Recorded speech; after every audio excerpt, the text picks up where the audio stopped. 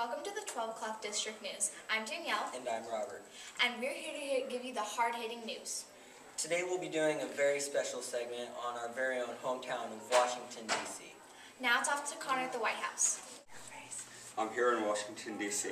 It's very cold outside, but anyways, I just had a tour of the White House, and the tour guide was none other than the man at the White House himself, President Obama.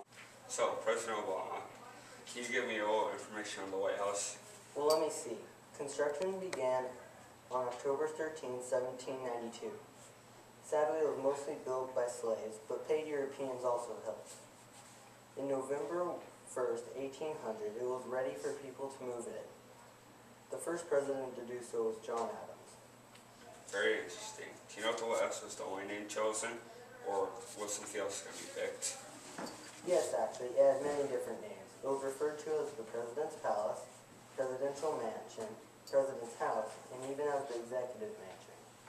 It was first called the White House after white paint was put on to cover up the burn spots. Burn spots?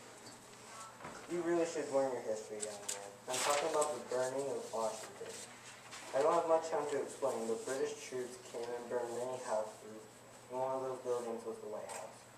Do you know why they did that?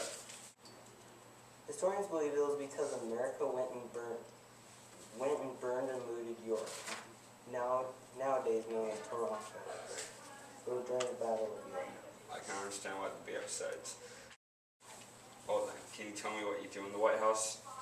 I just do my everyday normal job. I make sure citizens obey laws, discuss things with our armed forces.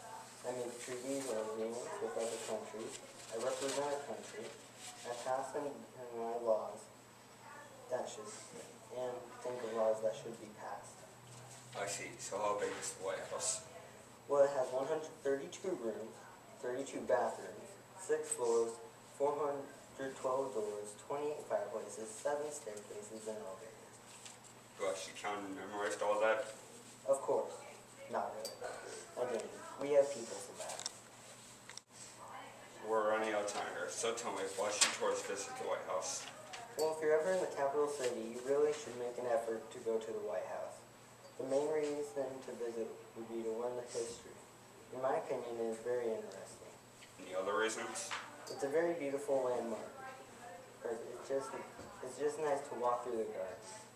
We also have special events occasionally. I've already done this, but can you tell the audience about tours here? Alright, tours are available. Well, just you have to call in first because we'd have too many people in the White House at one time. The tours are completely free. About how many people visit the White House each day? We usually get around 400 to 600 per day. Wow, well, you're very close to me all the time. Quickly, tell the audience the times of the tours. Well, on Tuesday through Thursday, the White House is open at 7:30 a.m. to 11 a.m. On Friday, 7:30 a.m. to noon, and on Saturday, 7:30 a.m. Can you tell us some facts about the White House? Well, we have an outdoor swimming pool, which was used mainly by Gerald Ford, who loved swimming. The pool and hot tub are also heated by solar panels. The press room used to be another swimming pool, but it was covered up.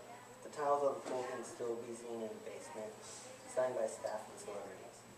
Well, The White House walls are missed. Well, we're out of time here, but thanks for the interview. No problem. Well, that concludes our tour with Mr. Obama. I'm Barack Obama, and I approve this. Wow, good luck to all of the candidates in the 2012 election. Now it's off to Robert at the Arlington Cemetery. Hello and welcome to Arlington Cemetery. Here thousands of U.S. troops are laid to rest after their lives ended on the battlefield. Now some people think this cemetery is haunted. This has not been proven at all. What in the world just happened? Weird. Oh hey, it's cool. Anyways, let's find someone who knows something about this place. Hello, sir. Do you know anything about this place? Anything? Nothing? Do you know anything about the Tomb of the Unknowns that you're guarding? Wow, there seems to be a ton of dead people buried there. You think? Over to Noelle at the Library of Congress. Hi, I'm Noelle Lewis, and I will be reporting for you in front of the Library of Congress. The building you see behind me is not the original Library of Congress that was built in the early 1800s. The one behind me is a new one that was built in 1888 because of a British raid that burned down the original one in 1880. After the raid, Thomas Jefferson donated his collection of over 50 books to the library because he wanted to have a new library. They also built a new one because they made a law at the time that all the books that wanted to be published would have to send 2 manuscripts of that book to the library. So they had to make a new one that was built in 1888 in the style of Italian Renaissance. If you want to tour this library, there are 4 different tours that you can take. Some of them are about Thomas Jefferson or about the music that is around the library. All the tours are free, but if you just want to come to visit the library, you can come to the Thomas Jefferson building, which is open from 8:30 a.m. to 9:30 p.m. every day of the week except for Sunday. Or you can come to the John Adams building, which is open Monday through Saturday from 8:30 a.m. to 9:30 p.m. except for on Tuesdays, Fridays, and Saturdays when it closes at 5:30. This library has over 400 million books and items, not just including books, also musical sheets and things like that. And then there are also 838 miles of shelving. Back to you at the studio.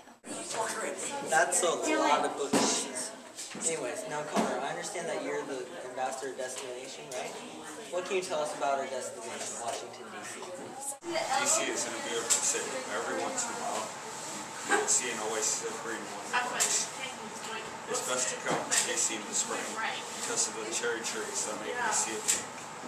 Some of the major landmarks are the Library of Congress, Arlington Cemetery, and National Mall, and the White House. Thank you, Robert.